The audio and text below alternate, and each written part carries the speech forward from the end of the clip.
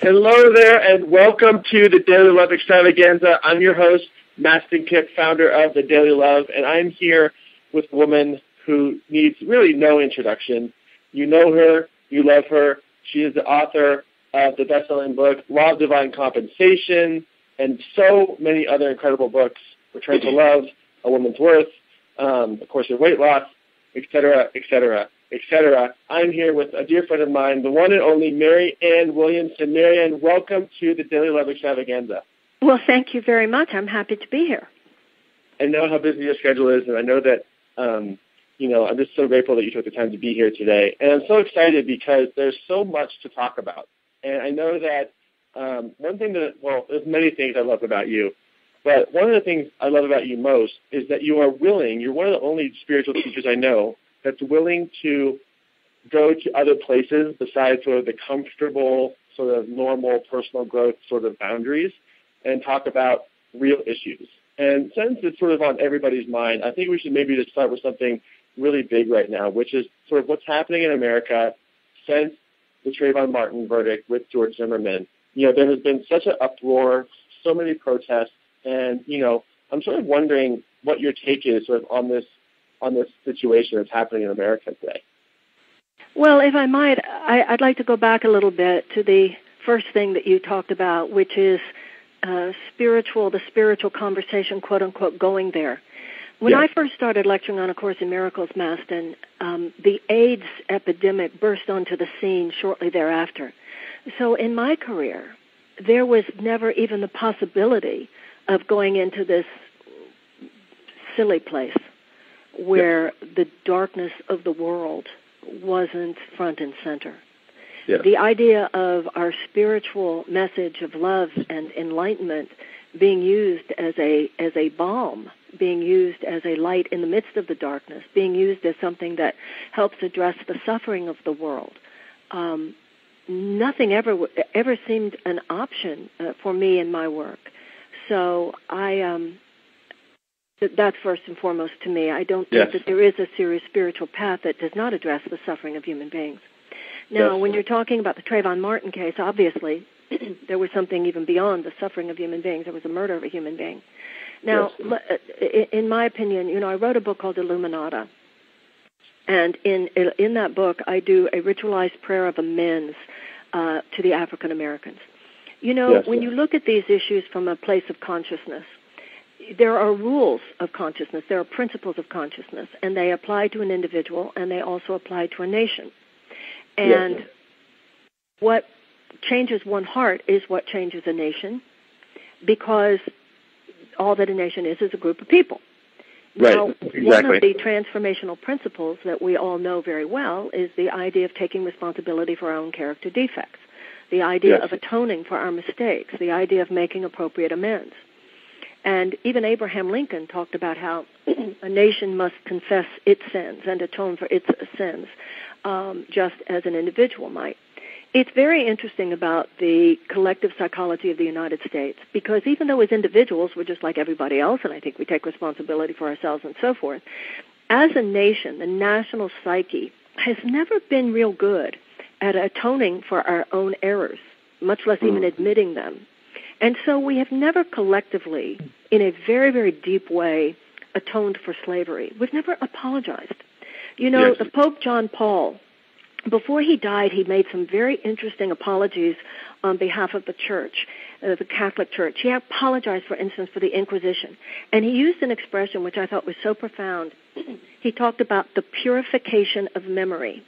And he said, if you do not apologize for something that happened in the past, then you will not realize, you will not be consciously aware when you do it again. And so I think that the whole issue of race in the United States is a deep wound that has never fully been healed. With the passage of the 14th Amendment, with the establishment of the Emancipation Proclamation, with the signing of that emancipation, the President of the United States could eradicate the institution of slavery. Other generations could eradicate the external problems. It's up to us to eradicate the internal problem. And when slavery was abolished in the United States, that of itself did not abolish racism. As a matter of fact, in many ways, it burrowed even deeper. Things like the Ku Klux Klan, for instance, actually arose at the end of the Civil War. Once again, if you look at principles of consciousness, in the second inaugural address, when Lincoln talked about with malice towards none, with charity for all. That's huge, with charity for all, with malice towards none. Because what he was saying is we will not take a punishing attitude towards the South. We will welcome them back as a brother who has come home. Obviously, he was assassinated very soon thereafter. And so the attitude towards the South, being more punishing by the North, actually helped create this terrible pathology in Petri dish, which was racism after the Civil War. Yes. We're still left with that. We have not worked this out on the kind of internal levels that we need to. Externally, have we made strides? Absolutely, and I've seen tremendous strides in my lifetime.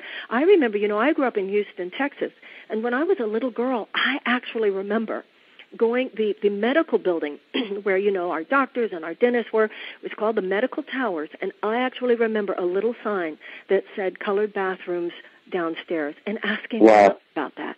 So in my lifetime, I've seen it. I've seen tremendous changes, and I think with a national life, as with an individual life, it's important for us to acknowledge and give ourselves credit for the positive movement that has been made. But just like with a person, you acknowledge what you've done right, you celebrate what you've done right, you give yourself credit for what you've done right, but you don't take a pass on addressing what still needs to be addressed. Right. So, in my opinion, as an opinion of many, it is absurd to say that the Trayvon Martin case was not about race. Because if Trayvon Martin walking down the street had been just a young white man who was not wearing a hoodie, I don't believe that George Zimmerman would have even thought twice about him. The prosecution in this case chose not to make it about race, and I think that was a terrible mistake, actually. Because if we say that the police are not allowed to racially profile, why should an individual be able to that way? It also brings up a terrible issue, the whole stand your ground laws, period, because we have always had a defense called self-defense. Right. So this whole idea of the law actually telling people it's okay to kill some, the whole thing is outrageous, and I think it's a healthy sign that the country is up in arms about this. Now, what I put on my own, Facebook page and Twitter and so forth was my ritualistic prayer of amends to African Americans.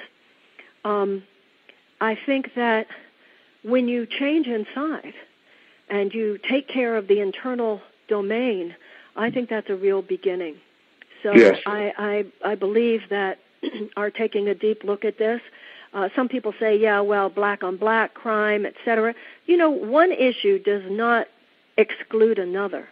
And I think the idea that, I think for all of us as Americans, all of us should feel, to whatever extent we can righteously use the word should, to me, let me just say I think it's reasonable and it is righteous for us to feel absolutely sick that a 17-year-old young man, and some people say, he wasn't that little boy you see in the pictures. He was this, hunk of a guy with tattoos. So what?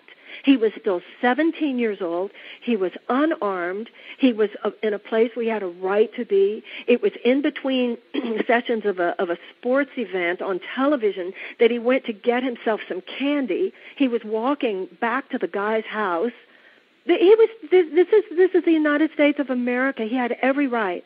And the idea that the law has said to someone, it's okay for you to approach him with a gun. And if Trayvon Martin got nervous and scared and tried to defend himself, why is it okay for George Zimmerman to say he's standing his ground but not for Trayvon Martin? So I feel that the fact that the country is upset about it is a positive sign. I think it would be a more negative sign if the country was not upset about it. And if it's bringing up conversations about race, darn right, and they're going to keep coming up, and these issues are going to continue to come up until we really, truly make, as a nation, atonement in our hearts for slavery, address that issue and what it means, and do the inner work that is necessary to keep pace with some of the outer work that's already been done. Yeah, I mean, what a clear and articulate answer. I think there's a couple questions that kind of come up